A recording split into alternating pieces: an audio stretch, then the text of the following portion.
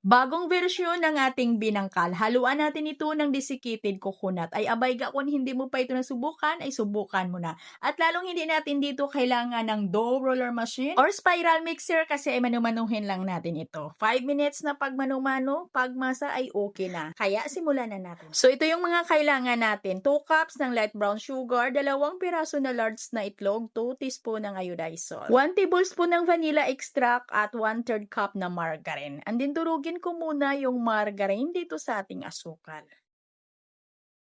At lagyan ko lang ito ng 1 cup na tubig. At haluin, tunawin ko muna yung mga dry ingredients natin bago ako dito maglagay ng ating harina. So pag tunaw na yung asukal at asin ay maglagay ako dito ng 250 grams ng first class flour or yung bread flour at 750 grams ng third class flour. At lagyan ko lang ito ng 2 tablespoon na baking powder at masahin lang natin ito ng mabuti. At bago ko ito masahin ng bunggang-bungga ay lagyan ko muna ito ng 1 cup na desiccated coconut. At pag na-mix na talaga yung mga ingredients natin na nabasa na talaga yung mga harina ay ilipat ko lang dito sa ating mesa. At masahin ko lang yan dito ng 5 minutos lang or 5 minutes para lang po na maging siksik lang yung ating dough. At sa loob ng 5 minutes sa pagpiga-piga ng ating dough sa pagmasa ay ito na, siksik na yung ating dough kaya pwede na natin itong putulin.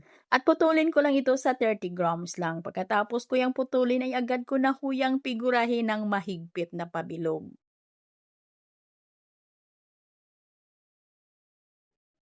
At ang iba dito ay gawin kong pahaba na porma.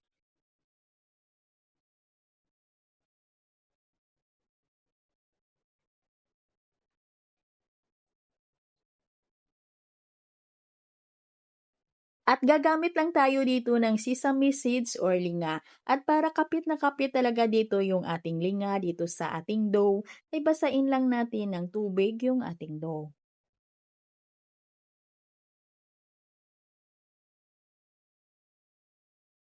At lutuin na natin ito sa mainit na mantika at katamtamang apoy lang ng ating kalan. Dito ay okay na. At hintayin lang natin na ito'y lulutang at bibitak at ito'y mag-golden brown.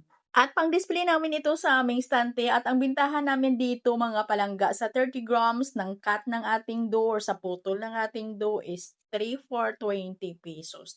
3.20 po. Ay sinasabi ko sa inyo mga promise, subukan yung recipe natin na ito at tiyak naman na hindi ka magsisisi. At balitaan mo ko ha, at sa bintahan mo dito kayo magkusting lang ha, kayo yung masusunod sa bintahan.